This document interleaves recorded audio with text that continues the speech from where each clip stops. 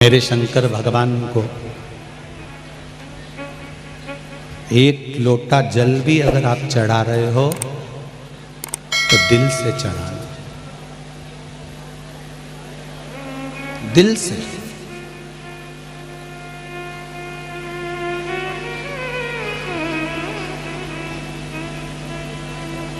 घड़ी देखकर, समय देखकर भगवान का भजन मत करना। भगवान का भजन घड़ी देखकर मत करो। भगवान का भजन ये मन से करो कि घड़ी का समय भी वो बदलेगा। हमें तो केवल उसका मंत्र जाप, उसका स्मरण करना।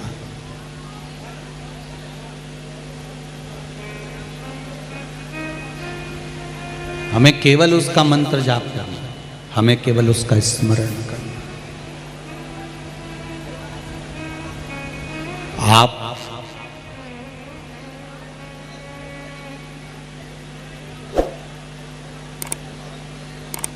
टूटी हुई कलम से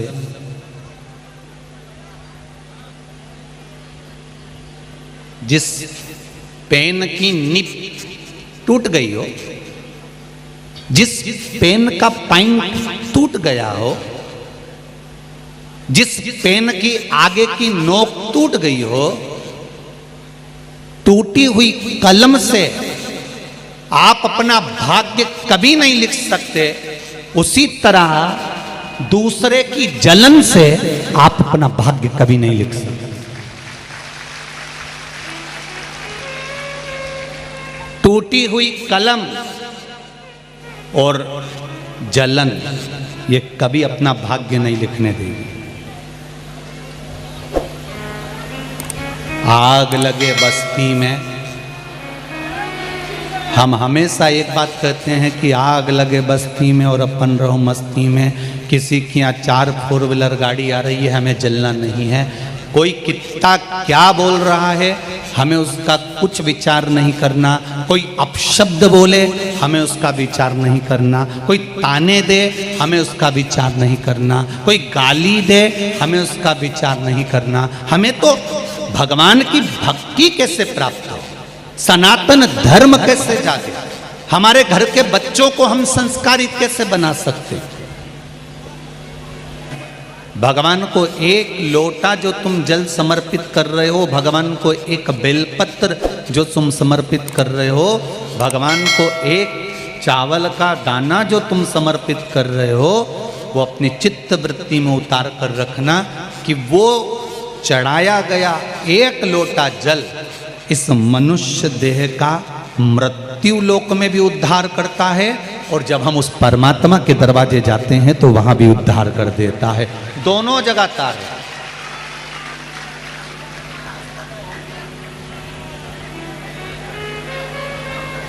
प्रत्येक जगह पर आपका किया गया भजन केवल मनुष्य देह को नहीं तार रहा है। आपका किया गया भजन केवल आप अकेले को नहीं तार रहा है। आपका किया गया भजन 21,600 श्वास प्रत्येक मनुष्य को मिलती है, प्रत्येक मानव को प्राप्त होती है। और वो 21,600 श्वास का अगर सदुपयोग हो जाए, 21,600 श्वास का यदि सही उपयोग हो जाए तो परमात्मा को मिलने में फिर वो देरी नहीं होती, परमात्मा मिल जाए।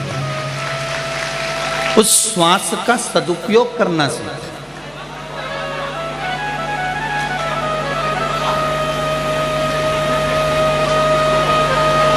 वो श्वास जो मिली है वो बड़ी अनमोल है। वो श्वास जो मिली है वो बड़ी कीमती है।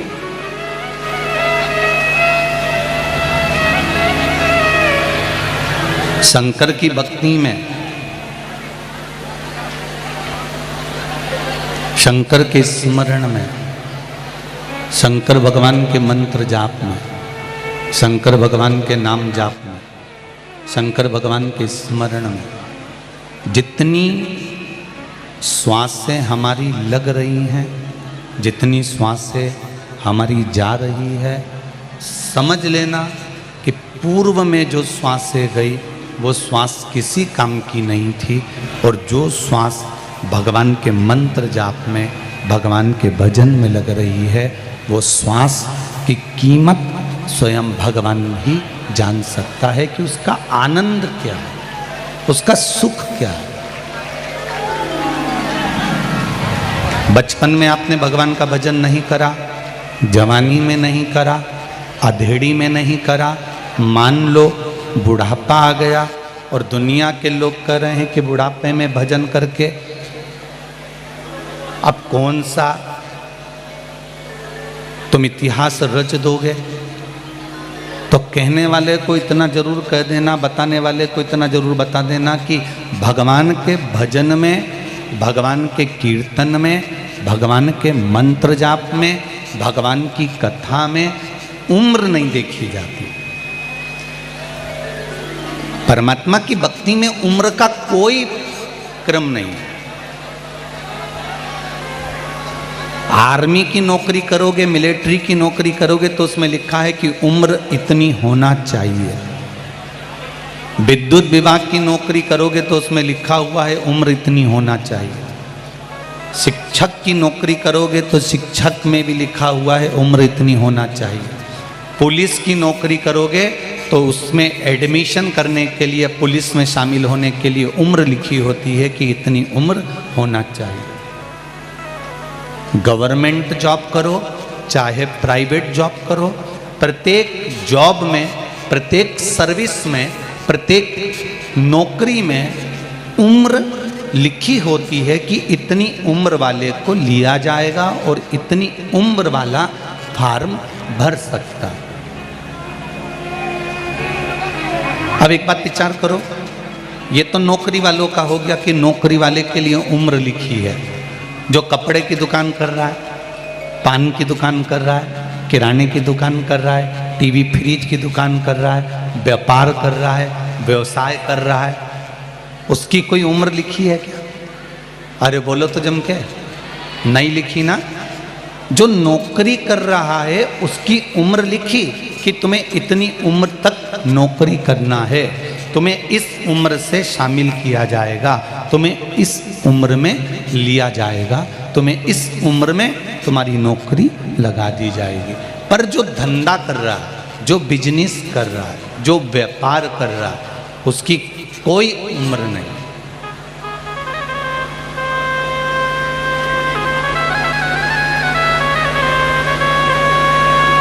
वो जितना समय स्वस्थ है, उसका शरीर जितना काम कर रहा है, जितने समय वो स्वस्थ है उतने समय वो दुकान जा सकता है। बोलो, शरीर अच्छा है जब तक वो दुकान जा सकता है, शरीर ठीक है तो वो दुकान पे जाके बैठ सकता है। उसी तरह जैसे सर्विस वाले के लिए उम्र है, पर धंधे वाले के लिए, बिजनेस वाले के लिए उम्र नहीं है। वो जब तक शरीर ठीक है तब तक वो दुकान पर जाकर बैठ सकता है। तो सर्विस वाला सर्विस करता है तो 25,000, 50,000, 60,000, 1 लाख, 2 लाख रुपए महीना कमाता है। उसको निश्चित है कि इतना मिलेगा, इससे ज़्यादा नहीं मिलेगा, इससे कम नहीं मिलेगा। पर जो धंधे वाला होता है, बिजनेस वाला होता है, उसकी निश्चितता नहीं रहती। वो कभी तो करोड़ों में कमा लेता है और कभी 10 रुपए कमा लेता है, उसकी निश्चितता नहीं है, उसकी निश्चितता का स्मरण नहीं है। उसी तरह सर्विस वाले को एक निश्चित तनख्वाह मिलती है, पर धंधे वाले को मेहनत कर कर वो अपने व्यापार को उन्नति की ओर लेकर जा सकता है।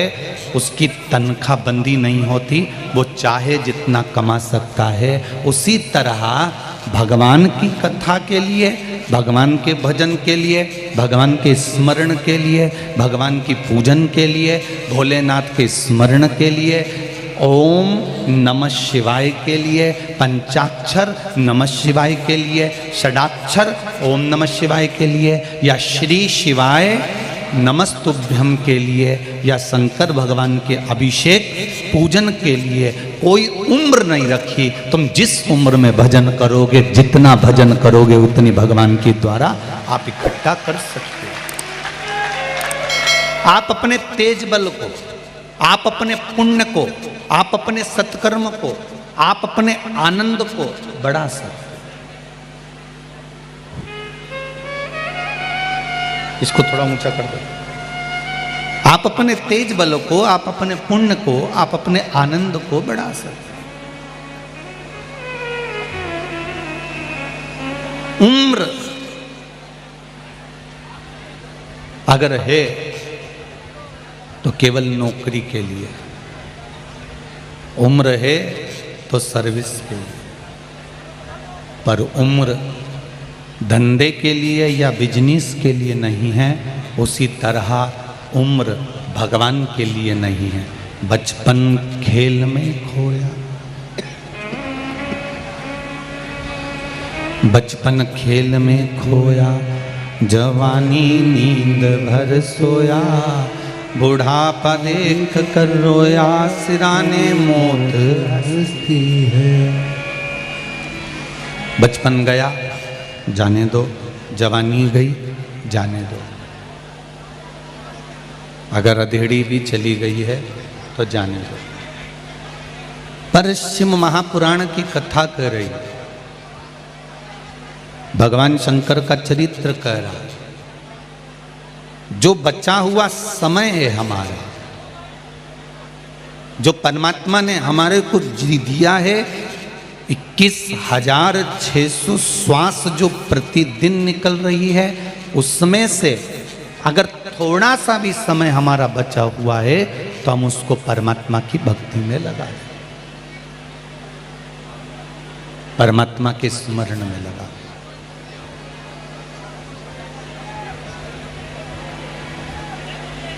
मैंने तेरे ही भरोसे ओ बाबा, तेरे ही भरोसे हवा बिच उड़ती जावांगी, बाबा डोर हटो छठी नाम कटी जावांगी। सतगुरु मैं तेरी पतंग, ओ भोला मैं तेरी पतंग। भगवान का नाम, भगवान का जाप, भगवान का स्मरण, भगवान का मंत्र जाप, भगवान का भजन, भगवान का कीर्तन, भगवान के मंत्र का स्मरण, कोई एक दो जन्म की बात नहीं है कि एक दो जन्म में हमने जन्म लिया और कर्म करा। ऐसे कितने जन्म, कितने ही जन्म हमारे निकलते चले गए, और उन जन्म में हमने कोई अच्छा कर्म नहीं करा। हम उस जन्म को लेने के बाद भी परमात्मा से दूर रहे, परमात्मा से हमारी दूरी बनी रही।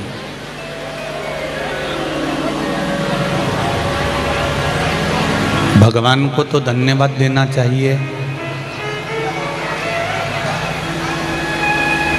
आपको और हमको, कि आपने जो शरीर दिया है, आपने जो जीवन दिया है, इस शरीर को, इस देह को, इस जीवन को आपने अपनी भक्ति में लगा लिया।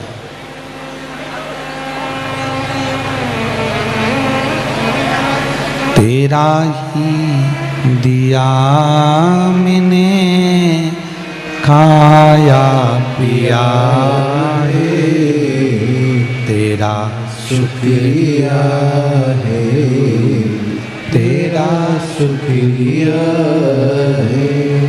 मुझे भोले बाबा ने बहुत दे दिया है, तेरा शुक्रिया है, तेरा शुक्रिया है। ये जायदाद दी है, औलाद दी है, ये जायदाद दी है, औलाद दी है। मुसीबत में हर वक्त इमदाद दी है, मुसीबत में हर वक्त इमदाद दी है। तेरा ही दिया मैंने खाया पिया है, तेरा शुक्रिया है, तेरा शुक्रिया है। बड़ी मुश्किल से ये मानव का देह मिला है, बड़ी मुश्किल से ये मानव का शरीर मिला है, बड़ी मुश्किल से ये मनुष्य का जीवन मिला है। और उस मानव की देह को, मनुष्य के जीवन को हम व्यर्थ गंवा दें तो उसका कोई मोल तत्व नहीं, उसकी कोई महत्वता नहीं। कितने जन्म, कोई एक जन्म नहीं है आपका और हमारा, ना जाने कितने जन्म निकल गए, ना जाने कितने जन्मों का खेल खेलते रहे, कितने जन्मों में हम आते रहे जाते रहे। और अंत ये मानव का जो शरीर है 84 लाख योनियां काटने के बाद जो ये मनुष्य का शरीर मिला है, मानव का देह मिला है, ये अंतिम बिंदु होना चाहिए।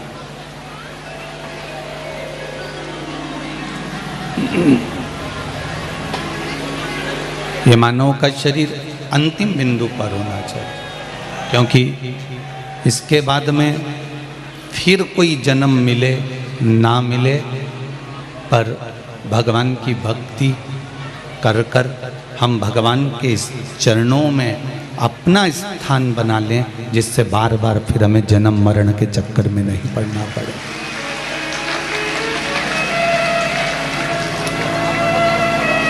लाखों लाखों लोग आप लोग इस कथा में आए हो,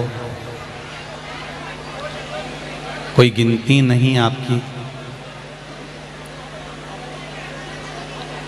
पूरे भाटापारा में कहीं जगह नहीं,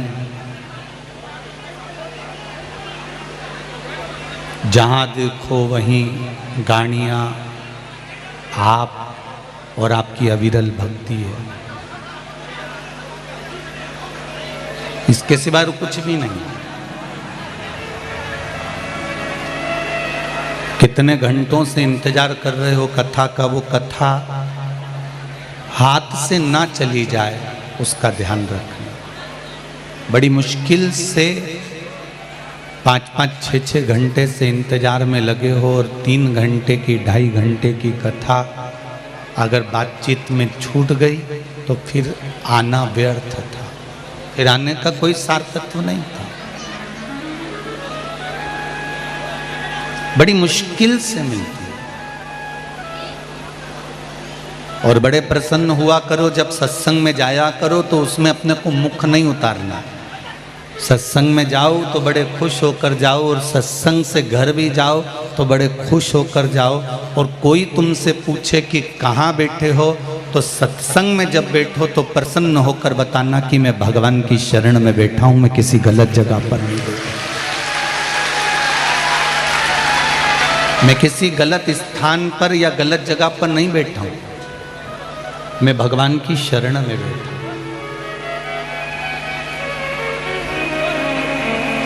उसकी शरण में उसके चरणों में भक्ति का एक बल हमारे भीतर जागृत हो जाता है। भक्ति का एक बल।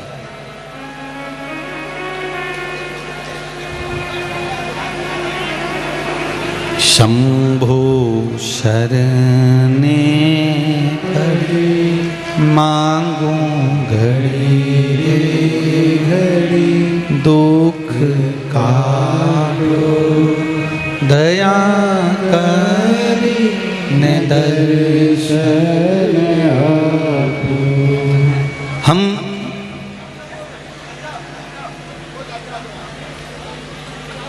एक बात आपको कहें, जब लड़का पढ़ता नहीं है ना, जब लड़का विद्या अध्ययन नहीं करता, पढ़ता नहीं है, पढ़ाई पर उसका ध्यान नहीं रहता, पढ़ता नहीं, तब हम बच्चे से कहते हैं थोड़ा कम से कम 12वीं तक तो पढ़ ले।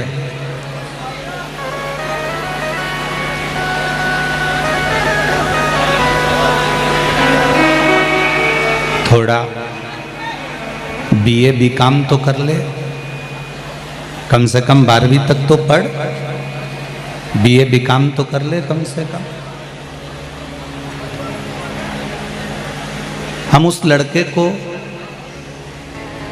हम उस बच्चे को बार बार समझाते हैं कि BA कर ले, BCom कर ले, थोड़ा पढ़ ले, अच्छे से पढ़ाई कर ले। कुछ नहीं कर तो कम से कम थोड़ा बहुत तो पढ़ ले। मैट्रिक तो कर ले, 12th तो कर ले, 10th तो कर ले, BCom BA तो कर ले। घर के लोग अपने बच्चे को बार बार कहते हैं, बार बार समझाते हैं, बार बार पढ़ाते हैं कि इतना पढ़ ले, इतना पढ़ ले, इतना पढ़ ले।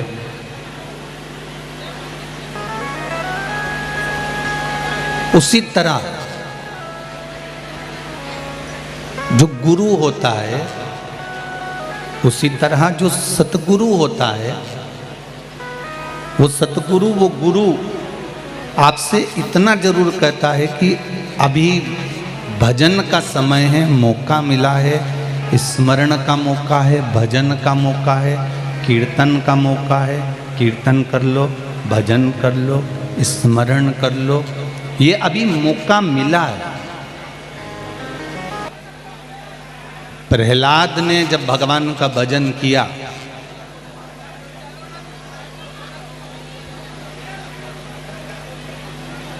और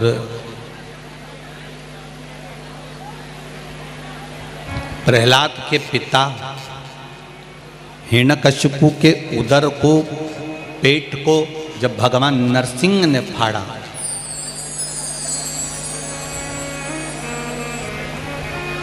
प्रहलाद के पिता मर गए, प्राण छूट गए। प्रहलाद के पिता के प्राण छूट गए, मर गए। प्रहलाद की आंख में आंसू भरे थे, और प्रहलाद के नेत्रों में जल भरा हुआ है। प्रहलाद रो रहे हैं, आंख में आंसू भरा हुआ है, रो रहे प्रहलाद।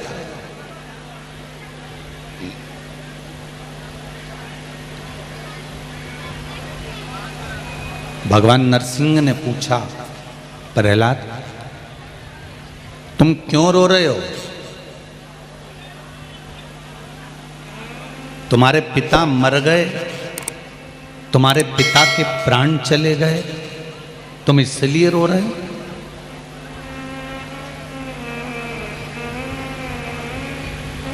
तुम्हारे पिता के प्राण छूट गए, तुम इसलिए रो रहे हो? प्रहलाद कहते हैं नरसिंह भगवान से, प्रभु मरना तो निश्चित है, मरना निश्चित है, आज नहीं तो कल प्रत्येक व्यक्ति को जाना है, प्रत्येक संसार के मानव को जाना है।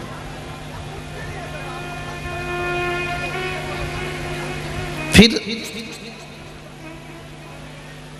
प्रहलाद तुम इतने बड़े ज्ञानी हो कि तुम्हें मालूम है कि संसार से हर व्यक्ति को जाना है, प्रत्येक मनुष्य को जाना है, प्रत्येक मानव को प्राण छोड़कर जाना है, फिर प्रहलाद तुम रो क्यों रहे हो? तुम्हारे रोने का कारण क्या है? पीछे की आवाज बढ़ाइए,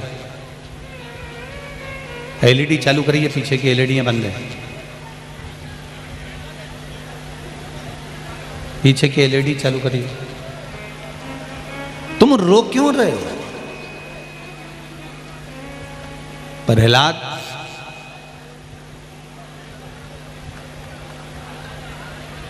जब तुम्हें मालूम है कि प्रत्येक संसार का व्यक्ति मरेगा, प्राण छूटेगा और उसके प्राण जाएंगे, तो फिर क्यों रोना? प्रहलाद कह रहे हैं, प्रभु मैं रो इसलिए रहा हूं कि मेरे पिता के प्राण छूटे। वो असुर थे, राक्षस थे, असुर प्रवृत्ति थी उनकी असुर प्रवृत्ति थी।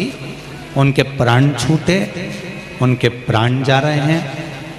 मैं जानता हूं कोई असुर, कोई राक्षस अगर मरता है तो उसको नरक का भोग भोगना पड़ता, और मेरे पिता को भी नरक का भोग भोगना पड़ेगा, इसलिए मैं रो रहा हूं। भगवान नरसिंह ने कहा, प्रहलाद तुम भूल गए, जिसके घर में 7 पीढ़ी में भी अगर एक कोई पुण्य करने वाला, दान करने वाला, भजन करने वाला, भगवान की सेवा करने वाला, शिव महापुराण की कथा करवाने वाला पैदा हो जाता है, तो उसकी 71 पीढ़ी तो वैसे ही तर जाती है।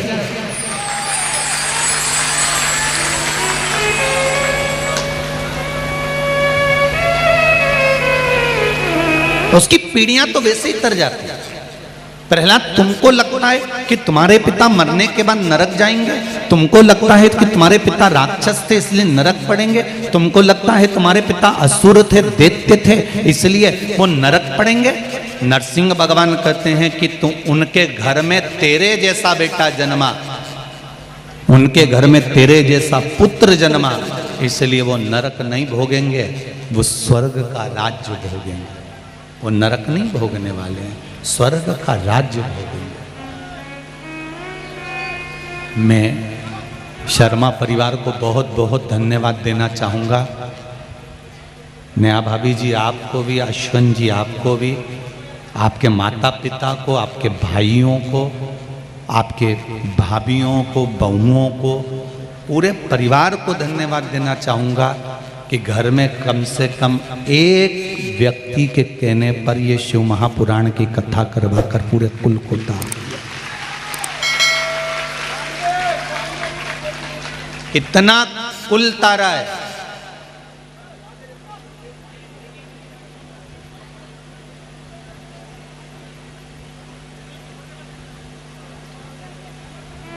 मोटरसाइकिल पे बैठकर 10 किलोमीटर, 50 किलोमीटर, 40 किलोमीटर दूर से पति के साथ एक एक माता एक एक मोटरसाइकिल पे नहीं आई है। मैंने कल देखा था, एक एक मोटरसाइकिल पे कम से कम 3-3, 2-2, 3-3 माताएं किस तरह से बैठकर आ रही थी, कल हम जाते समय देखे।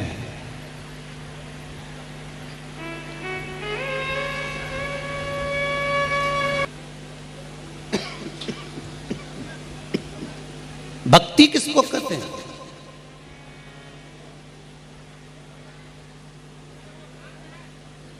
विश्वास। मैंने तेरे ही भरोसे, ओ बाबा तेरे ही भरोसे, हवा बिच उड़ती जावांगी, बाबा डोर हथो छठी लामै कठी जावांगी। भोले में तेरी वतन। आप शिव भक्ति में लगो। आप शंकर भगवान को एक लोटा जल चढ़ाना प्रारंभ करो, सारी समस्या का हल। दुनिया ताने दे, गाली दे, अपशब्द कहे, इल्जाम पर इल्जाम लगाए, पर तुम शंकर के मंदिर जाना मत छोड़ना। एक निवेदन और है, हमारे बहन भाई अगर दूसरे धर्म की ओर जा रहे हैं तो उनको एक बार खींच कर हमारे शंकर के मंदिर की ओर जरूर लेकर आना और उसको बताना कि शिव भक्ति में क्या है। मत लगाओ इसको, बंद करो, गर्मी आता है, बंद करो। शिव भक्ति में क्या है उनको बताना।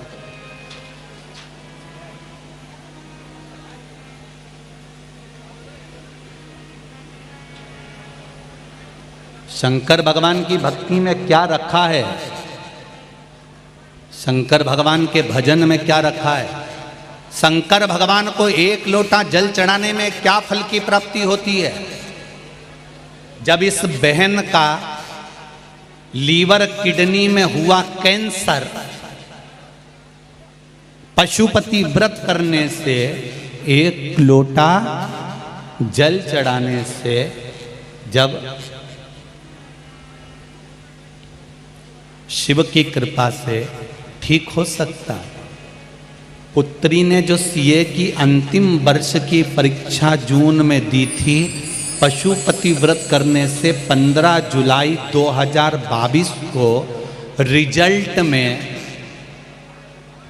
10 साल से जो फेल हो रही थी, बाबा की कृपा से जब वो 10 वर्ष से फेल होने वाली बेटी, सीए की पढ़ाई करने वाली पढ़ी लिखी बेटियां, बेटे क्या भगवान पर विश्वास करें, पर एक बार व्रत करने के बाद अगर शंकर भगवान ने सीए के फाइनल में पास कर दिया तो क्या वो बेटी शंकर का मंदिर छोड़ेगी, फिर शिव का स्मरण छोड़ेगी?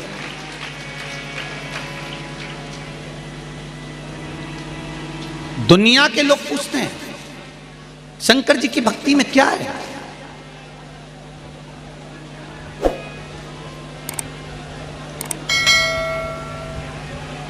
फिल्म वाले हंसी उड़ा देते हैं देवताओं की। फिल्म बनाने वाले को दुनिया के जितने कलाकार हैं जो फिल्म का निर्माण कर रहे हैं, इनको दूसरे धर्म पर कभी फिल्म बनाते हुए नहीं देखोगे और ना इनको उंगली उठाते हुए देखोगे। अगर हंसी उड़ाई है तो केवल सनातन धर्म के और हिंदुओं के देवताओं की उड़ी है, इसके सिवा किसी की नहीं उड़ी। उसको हंसी उड़ाने के लिए पात्रवन किसी दूसरे ने नहीं बनाया, अपने ही कोई व्यक्ति। जैसे आज लोग शंकर जी की कथा पर उंगली उठा रहे हैं, ऐसे कई हैं जो सनातन धर्म के विरोधी हैं, दूसरों से जुड़े हुए हैं। सनातन धर्म जैसे ही बढ़ता है, ये टांग खींचकर नीचे पटकने का प्रयास करता है।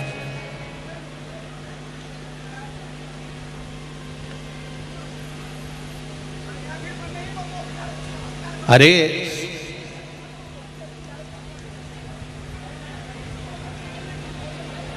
जैसे ही सनातन धर्म बढ़ा और इन्होंने टांग खींचकर पीछे कर, आज पूरा राष्ट्र, पूरा भारत देश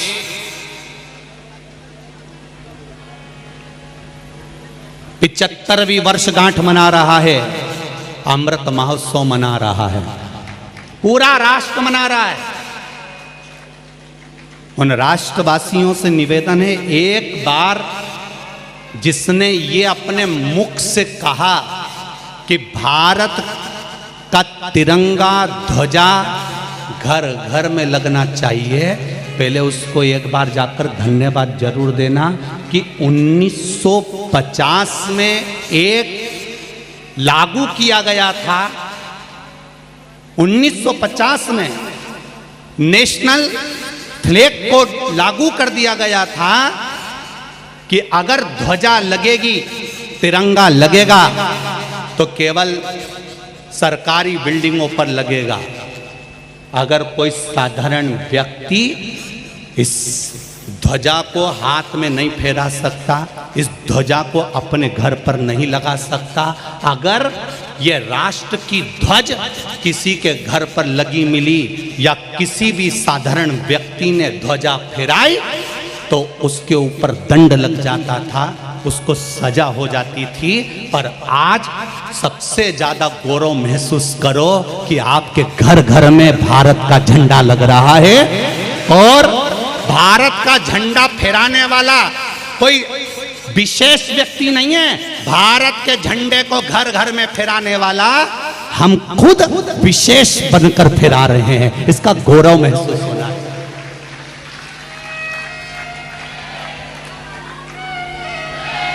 आज सबसे ज्यादा खुश हुए होंगे तो पिंगली वेंकैया, आंध्र प्रदेश के वो स्वतंत्रता संग्राम सेनानी जिनको कहा गया था कि हमारे राष्ट्र का भी एक ध्वज होना चाहिए।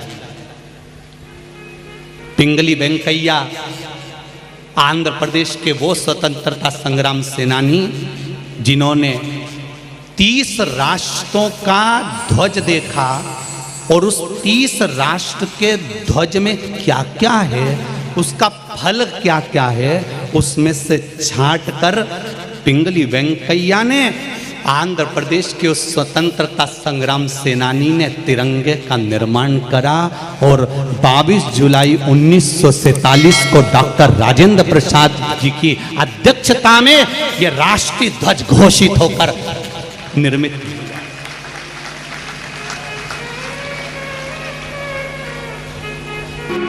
दिल से, हृदय से, चित्त से, मन से आप स्मरण।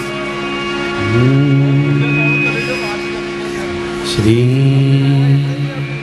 शिवाय नमस्ते, श्री शिवाय नमस्तुभ्यं, श्री शिवाय नमस्तुभ्यं, श्री शिवाय नमस्तुभ्यं, श्री शिवाय नमस्तुभ्यं।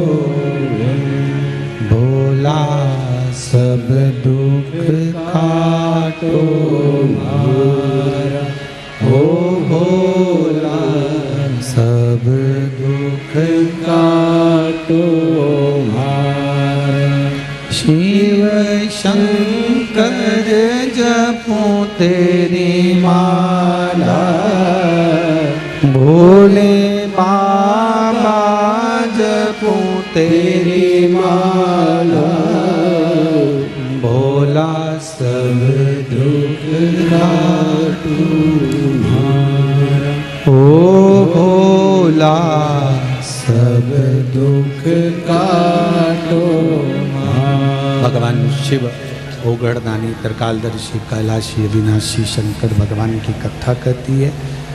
जीवन में जो सुख का अनुभव है, भगवान के पावन चरणों का जो रस तत्व है,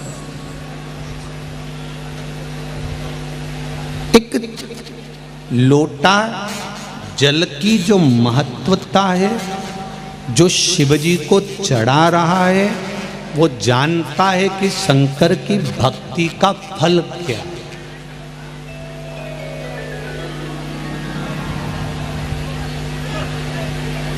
माता पार्वती जी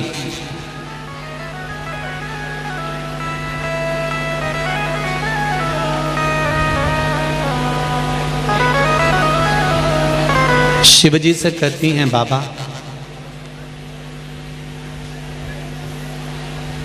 जो दुनिया का सबसे सुंदर वन हो उस वन का मुझे दर्शन करा दो। आवाज बढ़ ला बाबू। दुनिया का जो सबसे सुंदर वन हो उस वन का मुझे दर्शन करना।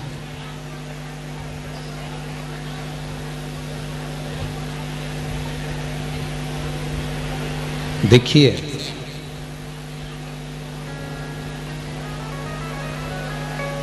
पार्वती माता के पिता और माता के जो संस्कार हैं वो पार्वती माता में आए हैं। आपके घर के बच्चों के जो संस्कार दिखते हैं उससे ये महसूस होता है कि आपके घर के माता पिता के क्या संस्कार रहे होंगे, क्या संस्कार रहा होगा,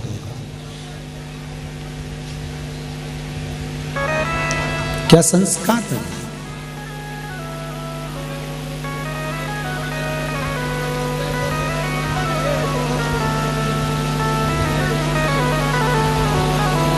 कोई भी राष्ट्र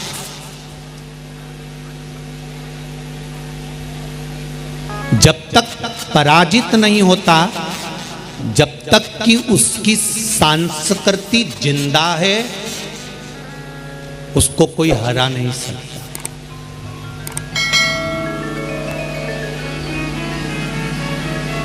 उसको कोई मिटा नहीं सकता।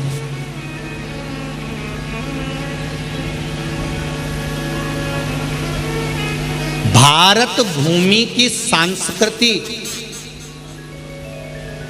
भारत भूमि के इस राष्ट्र के जो चार शंकराचार्य चार पीठ में बैठे हुए हैं, इन शंकराचार्यों ने भारत की संस्कृति को जो बना कर रखा है, इसलिए इस भारत माता की संस्कृति इतनी प्रबल है कि इसको पराजित करने के लिए दम चाहिए किसी भी राष्ट्र को इस पर आक्रमण करने के। संस्कृति के बल पर राष्ट्र जीवित रहता है। पार्वती माता का संस्कार, पार्वती माता का गला पकड़ रहा बाबू, पार्वती माता का संस्कार,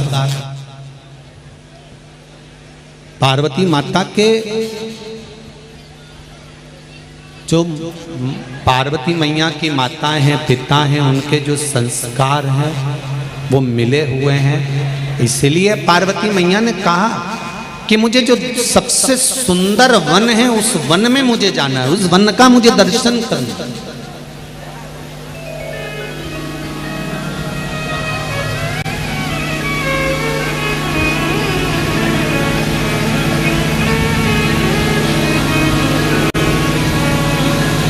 भगवान शंकर ने पार्वती जी से कहा तुम वन में जाकर करोगी क्या? अगर दुनिया के सबसे सुंदर वन में तुम चली जाओगी तो तुम करोगी क्या? एक पत्नी के मुझे शॉपिंग मॉल में जाना है तो पति उससे पूछे कि तुम शॉपिंग मॉल में जाकर करोगी क्या? तो पत्नी कहेगी मुझे बच्चों के लिए कपड़े खरीदना है, सामान खरीदना है, मुझे ये खरीदना है, मुझे वो खरीदना है।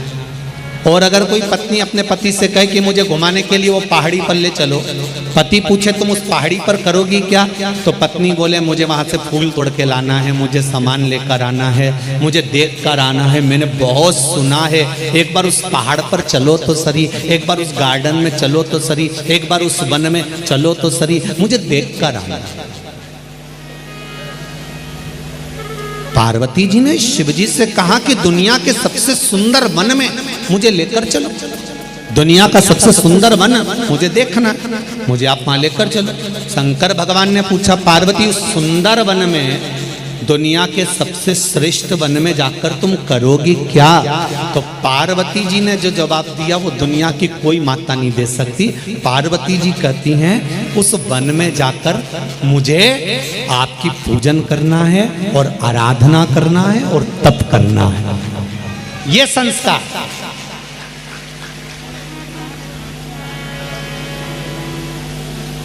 ये हमारे संस्कार बोल रहे हैं, ये हमारी सभ्यता, ये हमारे भाव बोल रहे हैं, ये हमारा संस्कार बोल रहा है।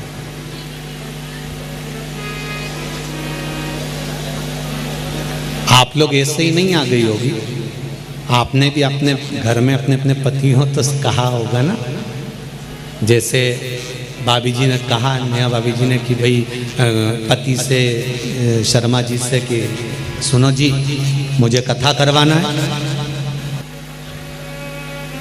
शंकर भगवान की उदारता से, शिव की करुणा से, आप मुझे कोई वन ले चलो जो दुनिया का सबसे सुंदर वन हो, उस वन का मुझे दर्शन करना है, उस वन में मुझे लेकर चलिए। शंकर भगवान पार्वती जी को नंदन वन में लेकर पहुंच गए। शिव महापुराण में दो वन की महत्वता बड़ी सुंदर कही है, ध्यान से सुनना। पहला महाकाल वन, दूसरा नंदन वन। उज्जैन को महाकाल वन कहा जाता है। कौन सा वन कहते हैं? महाकाल वन। काशी को नंदन वन कहा जाता है। कौन सा वन? नंदन वन।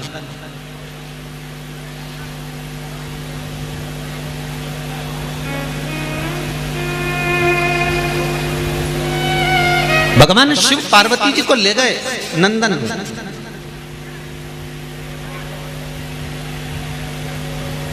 और माता पार्वती जी को नंदन वन ले जाकर भगवान शंकर ने एक वृक्ष के सामने बिठा दिया।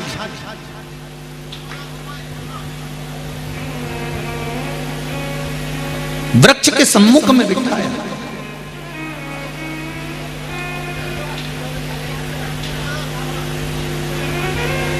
पार्वती मैया ने शिव जी के चरणारविंद को पखारा। शिव जी के चरणारविंद को पखार कर माता पार्वती मैया शंकर भगवान से कहती हैं कि आप मेरे पास में बैठे रहना, मैं आपका स्मरण करना चाहती हूं। पंचाक्षर मंत्र का जाप माता पार्वती जी ने करना प्रारंभ किया। नमः शिवाय, ओम नमः शिवाय, नमः शिवाय, ओम नमः शिवाय,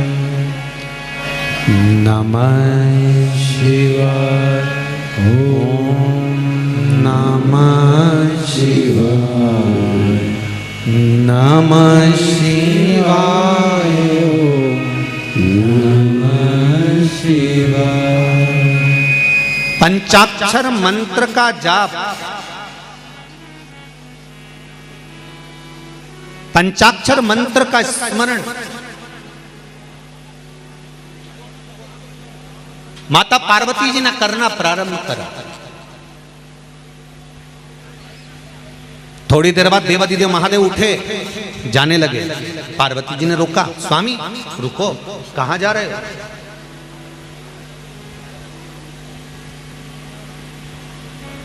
भगवान शिव कहते हैं पार्वती थोड़ा सा मुझे काम है, इसलिए जाना पड़ेगा। तुम जब तक मंत्र के जाप में डूबी हुई हो, मैं तब तक थोड़ा सा भगवान विष्णु से मिलकर आता हूं।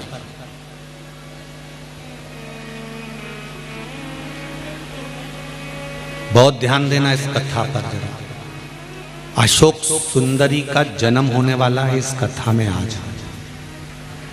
और स्मरण ये रहे आपको कि शंकर भगवान जब पार्वती जी के साथ में नंदनवन आए हैं, भगवान शंकर जब पार्वती जी के साथ में नंदनवन पहुंचे हैं, भगवान शंकर जब पार्वती जी के साथ नंदनवन में आए हैं, तो शंकर भगवान पार्वती जी को छोड़कर क्यों गए?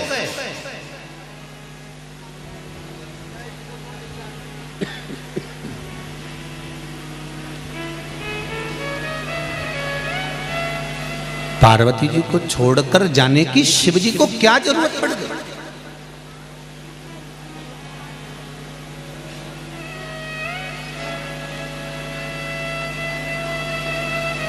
एक बहुत पहले हमने एक बात कही थी, आप लोगों के स्मरण में होगी,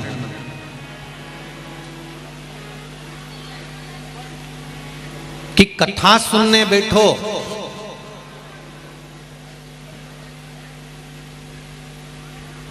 तो अपनी पहचान वाले के पास कभी मत बैठो।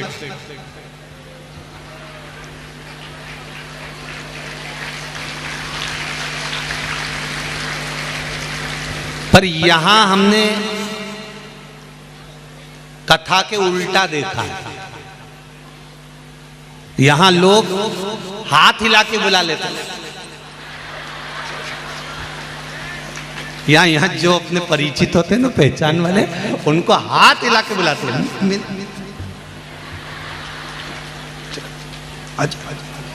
यहाँ थोड़ा उल्टा है। अब शिव पुराण कह रही है कि कथा सुनने बैठो या साधना करने बैठो तो पहचान वालों के पास में मत बैठो। क्यों?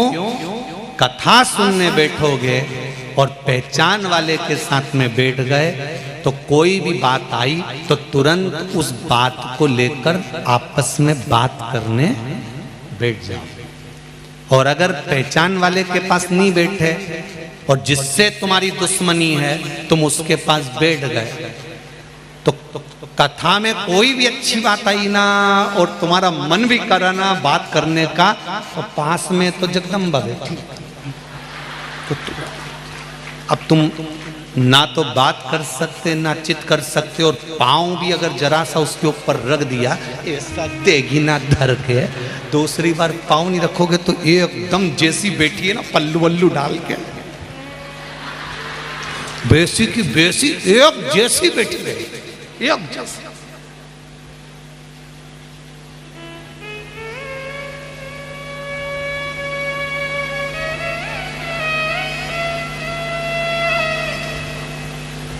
अकेले बैठे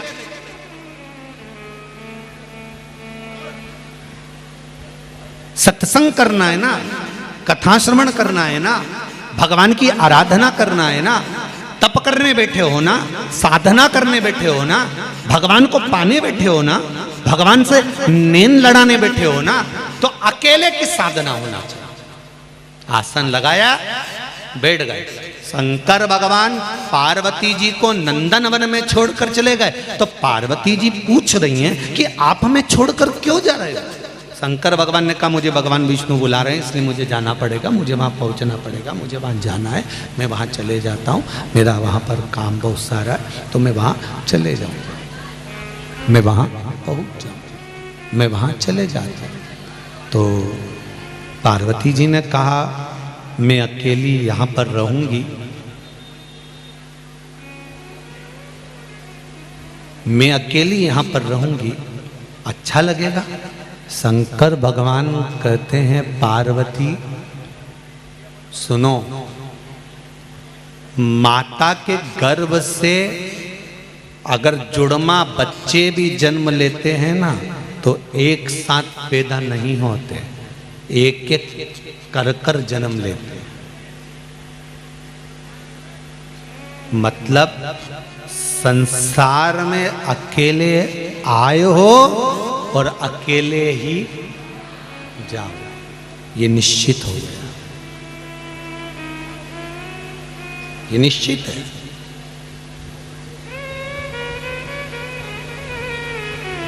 जो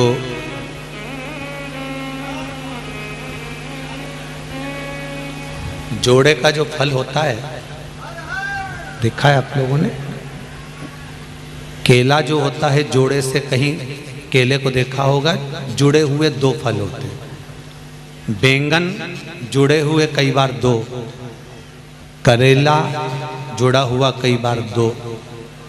जो जोड़े का फल होता है ना वो माताएं कभी नहीं खाती। इधर खाते हैं क्या? नहीं, उसको नहीं खाते। उस जोड़े के जो फल है, उस जोड़े के फल को माताएं उठाकर या तो ठंडा कर देती है या कहीं दान दे देती है या किसी मंदिर में पहुंचा देती। बोलो सही है ना जीजियो? उसको जोड़े के फल को माताएं कभी नहीं खाती। उसको उठाया और दे दिया, उसको उठाया और दान कर दिया, उसको उठाया और किसी को प्रदान कर दिया।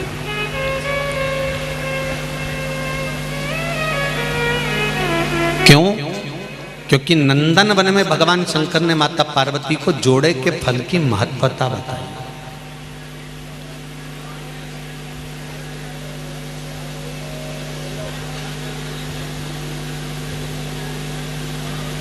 जोड़े के फल का सेवन करने की महत्वता, जोड़े के फल को खाने का क्या दोष है, उस तक का वर्णन हमारे यहाँ पुराण और शास्त्रों में वर्णन है। कभी योग लगे तो भविष्य पुराण का थोड़ा सा स्मरण करिएगा। गीता प्रेस गोरखपुर की भविष्य पुराण मंगवाइएगा और उस भविष्य पुराण को थोड़ा सा पढ़िएगा।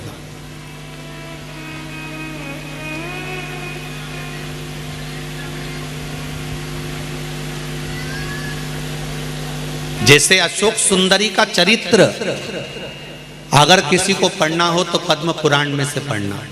कौन सी पुराण में से? पद्म पुराण में से। अशोक सुंदरी का चरित्र अगर कहीं मिलेगा तो आपको पद्म पुराण में मिलेगा। अशोक सुंदरी का पूरा परिवार का वर्णन, अशोक सुंदरी के जो बच्चे हुए, भगवान कृष्ण के, भगवान शंकर के जो नाती पंती हुए, अशोक सुंदरी के बच्चे जब नाना के घर में आते थे शंकर भगवान के यहाँ तो कैसे रहते थे। अशोक सुंदरी की 100 बेटियां और 2 बेटे हुए थे। उनका पूरा वृतांत अगर आपको पढ़ना है तो पद्म पुराण में पढ़ना।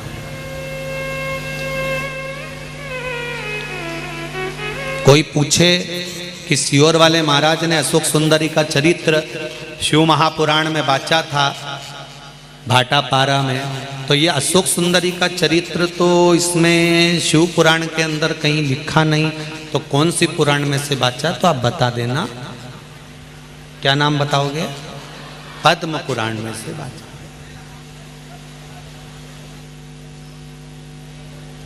दो फल की महत्वता, पार्वती, ये 2 फल की जो महत्वता है, 2 जोड़मा फल की जो क्रमता है, इसको अपन बात के प्रसंग में लेंगे। अभी तो अपन जो पार्वती को शंकर भगवान नंदन वन में ज्ञान दे रहे हैं कि पार्वती कह रही है कि मैं अकेली रहूंगी और मुझे भय लगेगा, तो मैं अकेली यहां पर रहूंगी और मुझे कुछ भय हुआ तो उसका क्या? तो शंकर भगवान ने कहा, पार्वती, माता के गर्भ से जब बच्चा जन्म लेता है, माता के गर्भ से जब बच्चा पैदा होता है, माता के गर्भ से जब बच्चा जन्म लेता है, तब वो अकेला आता है। भले जुड़वा बच्चों ने जन्म लिया, पर माता के गर्भ से अगर बच्चा जन्म लेगा तो एक बालक पहले आएगा, दूसरा बच्चा बाद में आएगा। तो बच्चा जन्म लेता है तो एक अर्थात मृत्यु लोक में अकेले आए हो और अकेले ही हमको जाना।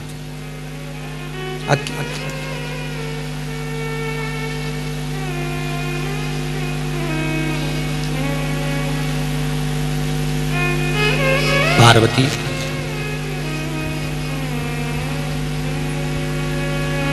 जब मृत्यु लोक में व्यक्ति जन्म लेता है, मृत्यु लोक में जब मनुष्य जन्म लेता है,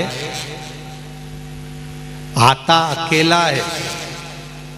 शंकर भगवान कह रहे हैं, पार्वती, तुमको लगता है कि तुम अकेली इस नंदन वन में रहोगी। शिवजी कहते हैं, पार्वती, जिस समय माता के गर्भ से बच्चा जन्म लेता है और मरता है और प्राण छूटते हैं, उस समय तक शंकर भगवान कहते हैं, मैं देवाधिदेव महादेव उसके रोम रोम नस नस में 24 घंटे हर पल हर क्षण विराजमान रहे। हर पल हर घड़ी हर क्षण शिव है हमारे। ऐसी कोई घड़ी, ऐसा कोई पल, ऐसा कोई क्षण, ऐसा कोई समय खाली नहीं जाता जिस समय पर देवाधिदेव महादेव या भगवान हमारे साथ नहीं रहता। भगवान हमारे साथ में हर पल हर घड़ी हर क्षण रहता।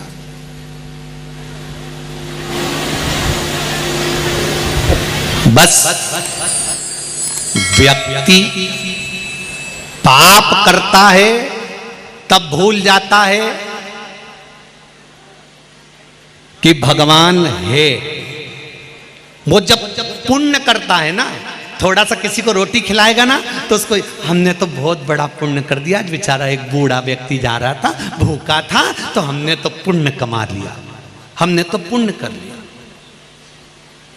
हमने किसी को गाड़ी पर बिठाकर छोड़ दिया, पुण्य कर लिया। जब वो पुण्य करता है, थोड़ा सा अच्छा काम करता है, तब उसको समझ में आता है कि मेरे को भगवान देख रहा है, मैंने इतना करा इतना करा इतना करा तो भगवान मुझे बहुत देगा।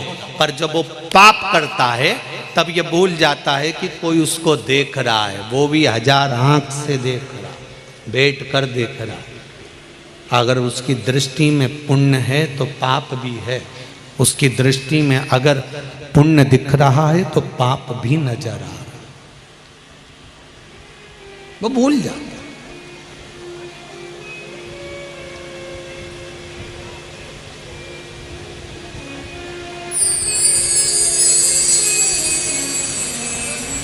आज एक पत्र सुबह जहां हम रुके हैं वहाँ एक पत्र आया था। उस पत्र में लिखा हुआ था कि आस्था चैनल पर कथा आ रही है, फेसबुक यूट्यूब पर कथा चल रही है, फिर ये भाटापारा में इतने सारे लोग कथा सुनने के लिए क्यों आए हैं गुरुजी, इसका कोई उत्तर है क्या? तो उस समय तो नहीं दिया, पर उसका उत्तर हम आपको दे देते हैं। जब इतने सारे लोग एक साथ पंचाक्षर मंत्र नमः शिवाय, षडाक्षर मंत्र ओम नमः शिवाय या श्री शिवाय नमस्तुभ्यम या राम नाम या कृष्ण नाम का एक साथ जाप करते हैं तो मुख से एक बार मंत्र निकलता है, और वो मंत्र जब इतने लाखों लोगों के मुख से एक साथ निकलता है तो ये 3.5 करोड़ रोम छिद्र सब तर जाते हैं, एक बार में ही तर गए।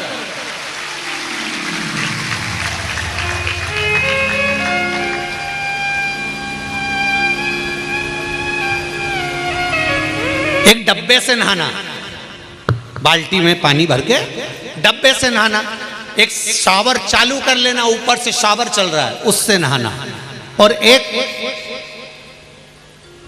कुंड में पानी भरा हुआ है और तुम और डुबकी लगा के बाहर। इन तीनों स्नान में सबसे जल्दी स्नान कौन सा हो सकता है? जम के बोलो जरा, जम के। वो जो कुंडा भरा है, वो जो तालाब भरा है, वो जो नदी भरी है, वो जो सरोवर भरा है, खड्डा भरा है, उसमें कूदे बाहर। जैसे समोसे को तो पकने में भी समय लगता है, शिव महापुराण की कथा कहती है अगर जल्दी से चुटकी बजाते ही परमात्मा का पथ प्राप्त करना है तो जहां शिव महापुराण कथा का कुंडा भरा हो उसमें डुबकी लगा के जाओ।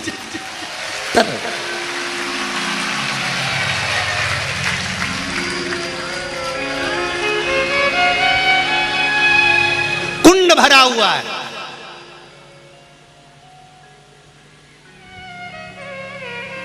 हम तो उनसे भी कहेंगे सुन लो भाटापारा वालों, सरसों का तेल डाल के कानों में। तुम्हें लगता है कि यहाँ पर बहुत भीड़ हो रही होगी इसलिए हम नहीं जा पा रहे, तो भाटापारा वालों से निवेदन है दिन में कथा में नहीं आ सकते तो रात को यहाँ जो माता बहन भाई बैठकर श्री शिवाय नमस्तुभ्यम सोते हुए आनंद में अपना अपना आसन लगाकर 2-5 हजार लोग यहाँ पर पंडाल में रहते ही हैं तो वो भजन करते हैं। तुम रात को इस कुंडा में नहाने नहीं आ सकते, दिन में नहीं आए तो रात डुबकी लगा के चले।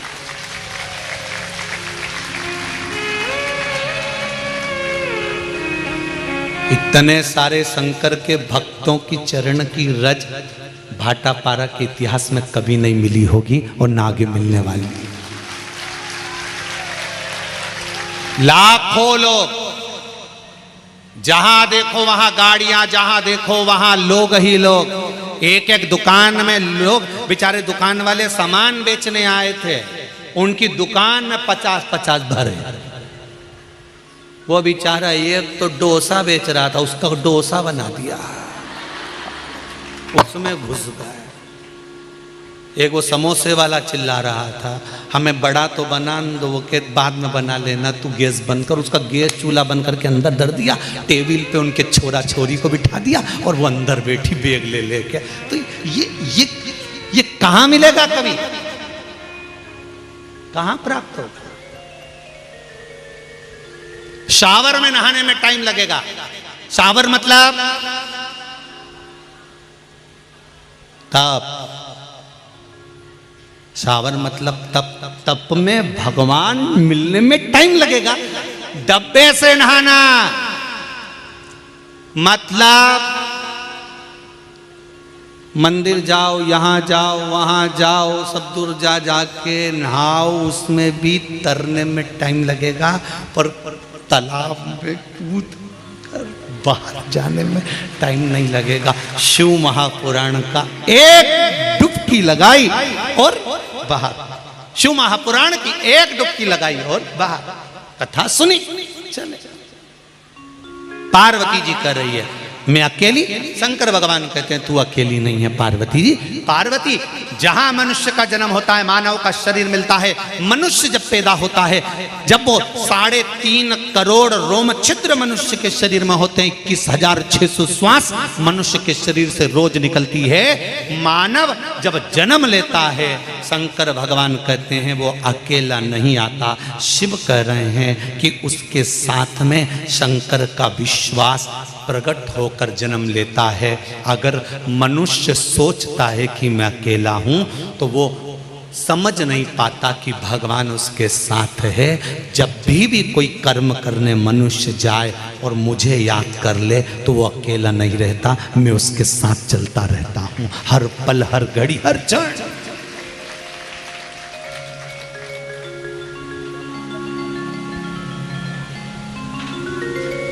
क्षण भी व्यर्थ नहीं जाने देता।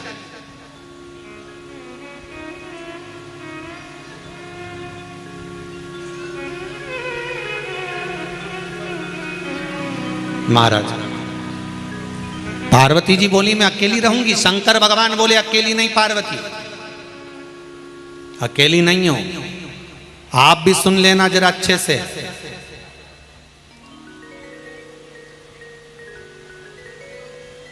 सामूहिक रूप से किया गया भजन, सामूहिक रूप से किया गया कीर्तन, सामूहिक रूप से किया गया स्मरण, ना जाने कितने कितने पापी जीवों को तार देता है। पापी जीवों तार देता।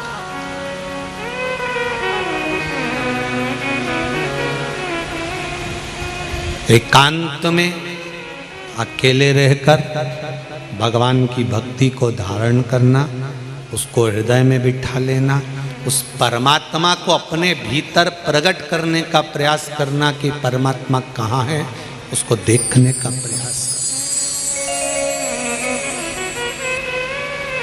शंभु शरणे पड़ी मांगूं घड़ी रे घड़ी, दुख काटो दया करी निदर्शन। शिव तत्व को जानो।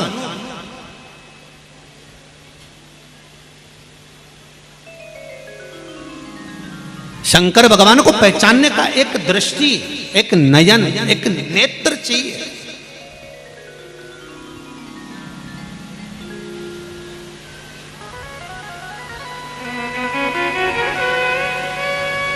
अरे भाई, दांत दुखते हैं तो दांत के डॉक्टर के पास जाना पड़ता है, बोलो सही है। आंखें खराब होए तो बोलते जाओ, आंख के डॉक्टर के पास।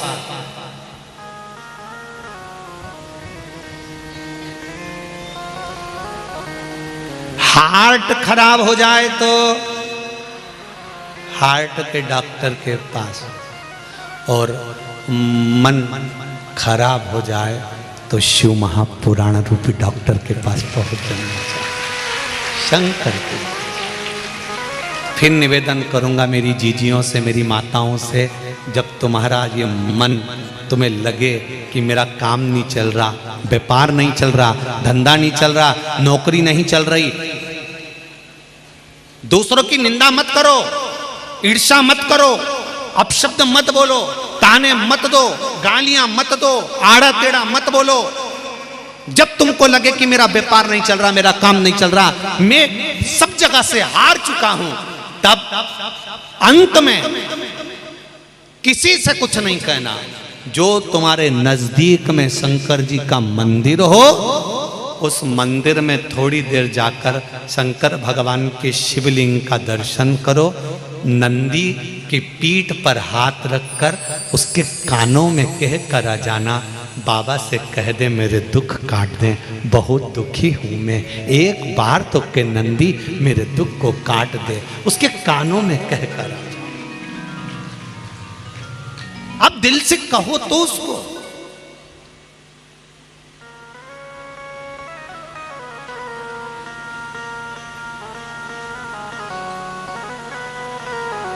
दिल से बोला ही नहीं आपने एक बार भी। दिल से तो तुम केवल अपनी पत्नी से और पति से आपस में बात कर लेती हो, ए जी गुड नाइट।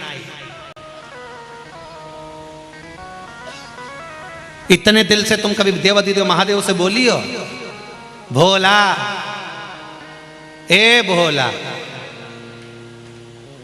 ए भोला। इतने में तो पति चिल्ला के बोलेगा, सो रही, काय को चिल्ला रही। मैं तुमसे थोड़ी ना बात कर रही, मैं तो उससे कह रही। किससे? शिव जी से। भोला ए भोला, शंभू भोला सब दुख काटो, ओ भोला सब दुख काटो, शिव शंकर जपूं तेरी माला। तो मक्खन निकलकर घी प्राप्त हो जाता है। उसी तरह जन्म लेने वाले मनुष्य के अंदर परमात्मा जन्म से ही रहता है। थोड़ा सा शिव महापुराण की मथनी से मथा जाता है तो वो निकल कर बाहर आ जाता है कि शिव है। उसको पहचान के नेत्र मिल जाते हैं कि भगवान शंकर है, भगवान शिव है। ये पहचान के नेत्र प्राप्त हो जाते हैं, ये पहचान प्राप्त हो जाती है कि भगवान शंकर है। अच्छा, पहले भी आप लोग शंकर जी के मंदिर जाते थे, बोलो सही है कि गलत है? पहले भी आप शंकर जी का पूजन करते थे, पहले भी आप बेलपत्र चढ़ाते थे, पहले भी आप जल चढ़ाते थे, पहले भी चावल का दाना चढ़ाते थे, पहले भी आप शिव जी का स्मरण करते थे, पहले भी आप पंचाक्षर षडाक्षर द्वादशाक्षर राम नाम कृष्ण नाम श्री शिवाय नमस्तुभ्यम पहले भी जपते थे। पर अब ऐसा क्या है कि हम पशुपति व्रत करते हैं, हम एक लोटा जल चढ़ाते हैं, हम बेलपत्र चढ़ाते हैं और बाबा हमारी सुन लेता है। उसका कारण क्या है? दूध में घी पहले से था, बस थोड़ा सा शिव महापुराण ने मथ दिया, तुम्हारे भीतर विश्वास और ज्यादा जाग गया।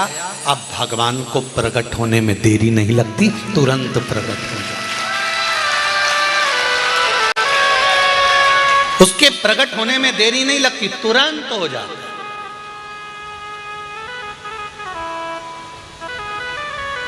ये नवयुवक बेटे बेटियां, ये बहुएं, ये बेटे, ये बच्चे, जो इस पूरे पंडाल में जितने लोग बैठे हैं, इसमें बुढ़ा बुढ़ी तो कम है।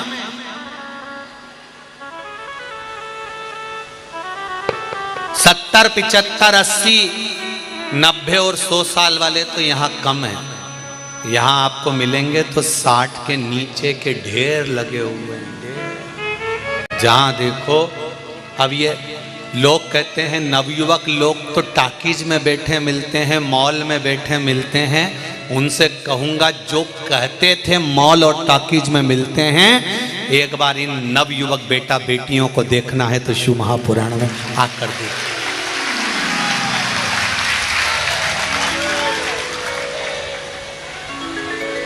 बदला है मेरा राष्ट्र।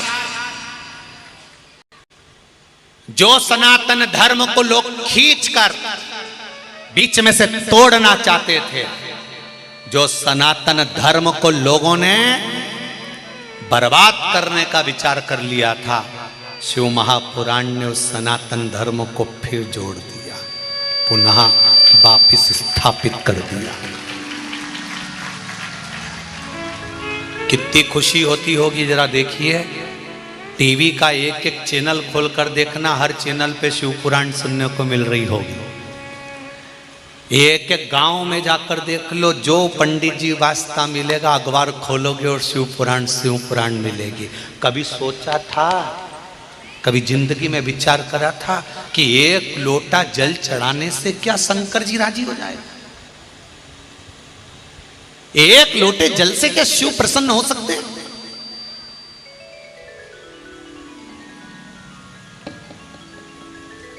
हम उसके दरवाजे पर जा रहे हैं और वह हमारी सुन रहा है।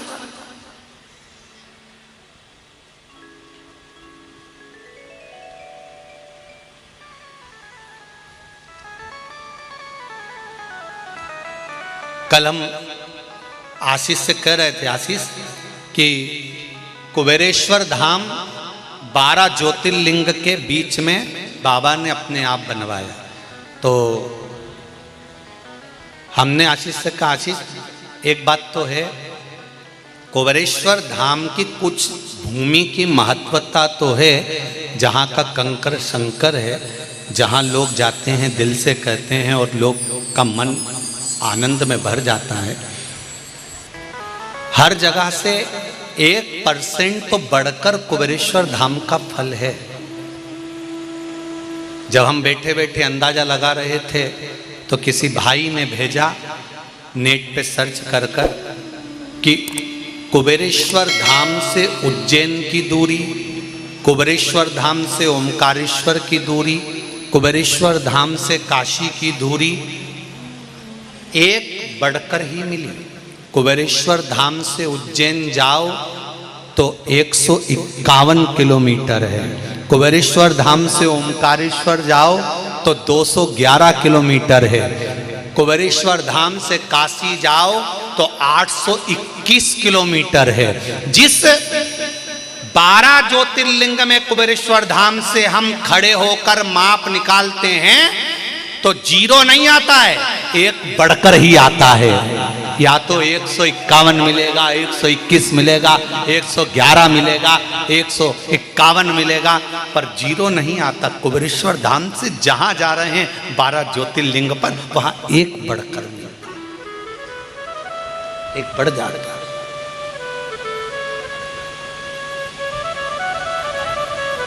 जब कुबेरेश्वर धाम से 12 ज्योतिर्लिंग एक बढ़कर मिलता है तो मेरा विश्वास कहता है जो शिव महापुराण की कथा सुनता होगा, मेरा देव अधिदेव महादेव उसको भी एक बढ़ाकर ही देता होगा, ये निश्चित है, एक बढ़ा देता है। और हमने देखा इंदौर में बढ़ बढ़ के मिला है। उनने पशुपति व्रत करे थे एक बच्चे के लिए, तुमने देखी थी इंदौर की कथा? कितने दिए भगवान? 3। अब इससे अंदाजा लग जाता है कि वो एक बड़ा कर दे। इसलिए तुमसे भी निवेदन है, घर मांगना भोलेनाथ जी से तो कहना एक देना प्रभु, भगवान एक अपनी तरफ से जोड़ के दे दे, ले जा, दे दे। शिव है वो, ओघड़ी है, दयालु। तेरी कृपा बिना न हिले एक भी अणु, लेते हैं श्वास तेरी कृपा से तनु तनु। उसकी कृपा हो, दया हो, उदारता हो, इससे बढ़कर सुख और क्या चाहिए। शिव महापुराण की कथा कहती है, पार्वती मैया शंकर जी से कह रही मैं अकेली रह जाऊंगी। शंकर भगवान कहते हैं अकेली नहीं पार्वती, तुम बैठो तब साधना करो। पार्वती जी ने पूछा अगर अकेली रही और मेरा चित्त ना लगा तो? शंकर भगवान ने कहा सामने कल्प वृक्ष है, सामने एक वृक्ष है, तो उससे जो मांगेगी वो मिल जाएगा। पार्वती मैया जब अकेली रहने लगी, तप करने में बैठ गई, साधना करने में बैठ गई। उसी समय पर पार्वती मैया को लगा कि मैं अकेली हूँ, तो सामने जो वृक्ष था उस वृक्ष के आगे पार्वती जी ने हाथ जोड़ लिया और अपने शीश को नवा दिया। हाथ जोड़कर क्या नवाया? शीश।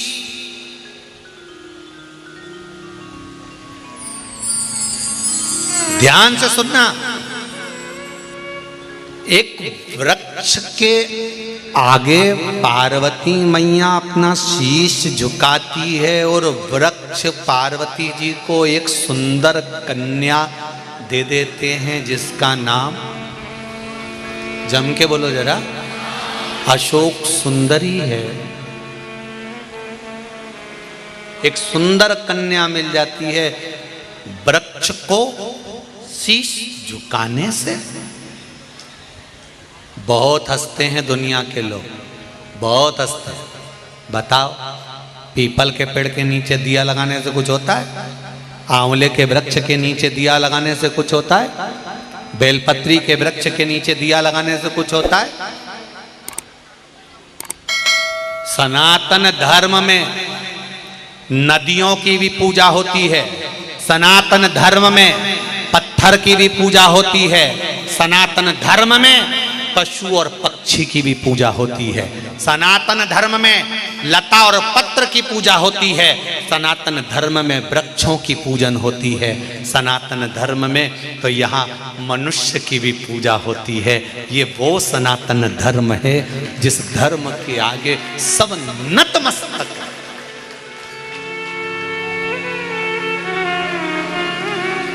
सनातन धर्म के आगे सब नतमस्तक। धर्म की,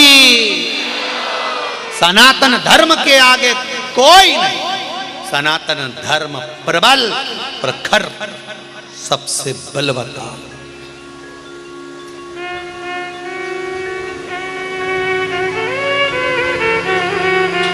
ध्यान दो, माता पार्वती जी ने हाथ जोड़ा, सिर नवाया और उस वृक्ष ने एक सुंदर कन्या पार्वती जी को दे दी जिसका नाम अशोक सुंदरी था। तो क्या हम किसी के आगे सिर झुकाएंगे, वृक्ष को प्रणाम करेंगे?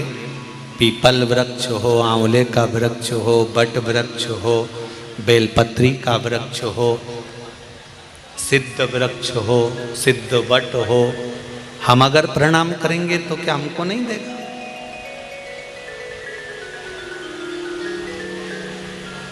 आप दिल से उससे मांगिए।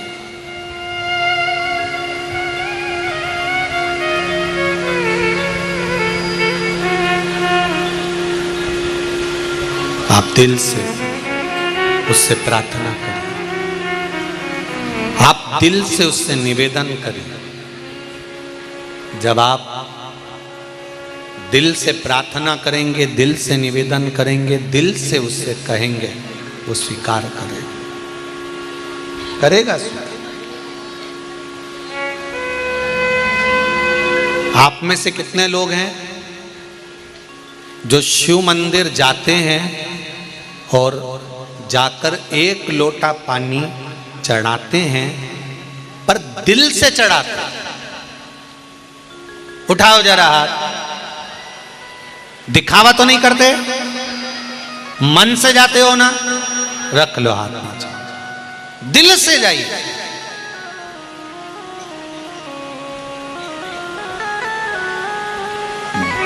जब पार्वती मैया ने हाथ जोड़ा वृक्ष के सामने। शिव जी कहकर गए थे, पार्वती इससे जो मांगेगी वो मिल जाए। हाथ जोड़ा, निवेदन करें, आप कृपा कर दो, आप दया कर दो। एक बेटी पार्वती जी के एकांत को समाप्त करने के लिए, शोक को दूर करने के लिए अशोक सुंदरी प्रकट। उसके नाम के आगे लगा है सुंदरी। सुंदरी का मतलब है इतनी सुंदर, इतनी सुंदर, इतनी सुंदर कि नंदन वन में जब अशोक सुंदरी का प्रागट्य हुआ तो चारों तरफ प्रकाश ही प्रकाश हो गया था, चारों तरफ आनंद ही आनंद हो गया। शिव पुराण कहती है बेटा एक कुल को तारता है और बेटी दो कुल को तारती है। बेटी दो कुल को, बेटे के जन्म से जितना प्रकाश नहीं होता, शिव पुराण कह रही है, उतना प्रकाश आपके घर में अगर बेटी का जन्म होता है तो चारों तरफ आनंद की लहर हो जाती है, प्रकाश ही प्रकाश हो जाता है। गरीब से गरीब व्यक्ति के घर में भी अगर बेटी का जन्म होता है तो बेटी अपने भाग्य से अपने पिता के भाग्य को बलवान बना देती। पिता के भाग्य को प्रबल बनाने वाली हैं बेटियां, प्रबल, पिता के भाग्य को प्रबल।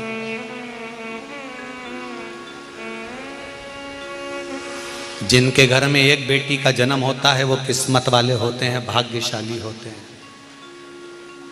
जिनके घर में दो बेटी का जन्म होता है उनके भाग्य को शेषनाग जी अपने फंड से वर्णन नहीं कर सकते।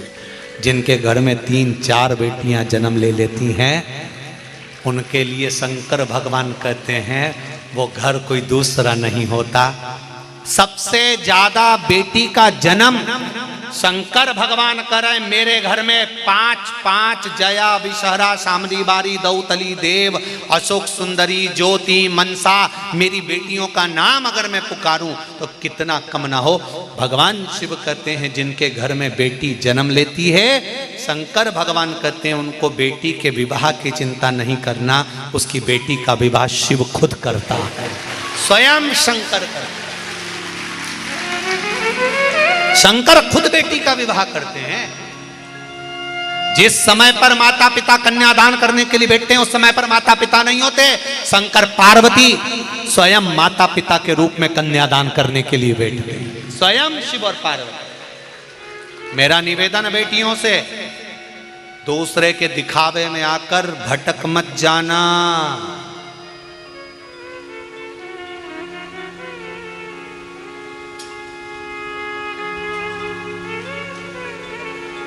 एक बात कहना चाहता हूं, अगर आपको बुरी नहीं लगे तो। छत्तीसगढ़ वाले बोलोगे तो कह दूंगा, बोल दूं। आजकल सनातन धर्म की बेटियों को तोड़ने के लिए एक नई रीत चालू कर दी है। बहुत अच्छी अच्छी जिम खुल गई, जिम। जिम जानते हो, पहचान गए? बहुत अच्छी अच्छी जिम खुल गई है जिनमें बहुत अच्छे अच्छे ट्रेनर आ गए हैं, ट्रेनिंग देने वाले। वो सनातन धर्म की बेटियों को वो ट्रेनर कौन है, कैसे हैं, किस तरह के हैं, वो हमारी बेटियों को लुभाने के लिए रखे जाते हैं और हमारी बेटियों को सनातन धर्म से तोड़ने के लिए रखे। भेजो बेटियों को, जिम में मना नहीं है। भेजो बेटियों को, सनातन धर्म की ओर अग्रण्य बढ़ाएं। और बेटियों से भी निवेदन है, किसी दूसरे प्रलोभन में आकर अपने माता को कन्यादान से वंचित मत करना। जिस जगह पर माँ बाप कन्यादान करते हैं वहां शंकर और पार्वती विराजमान हैं। जिस दिन आपका कन्यादान आपके माँ बाप करेंगे तो बेटियों तुम उस दिन सबसे ज्यादा खुश होना कि तुम्हारे माँ बाप ने कन्यादान करा है। कन्यादान तुम्हारे माँ बाप नहीं, मेरे शंकर और पार्वती ने करा है। उस दिन प्रसन्नता होना चाहिए, उस दिन आनंद होना चाहिए, तुम्हारे जीवन में खुशियां आना चाहिए, तुम्हारे जीवन में एक आनंद की अनुभूति होना चाहिए कि यहां कन्यादान करने कोई माँ बाप साधारण नहीं बैठे हैं। कन्यादान करने के लिए स्वयं शंकर और पार्वती बैठे हैं। मेरा विश्वास कहता है शिव महापुराण की कथा सुनने वाली बेटियां अपने माँ बाप को कन्यादान का मौका जरूर देंगी और वो कई गलत जगह नहीं जाएंगी, ये मेरा विश्वास है। इसी बात के साथ में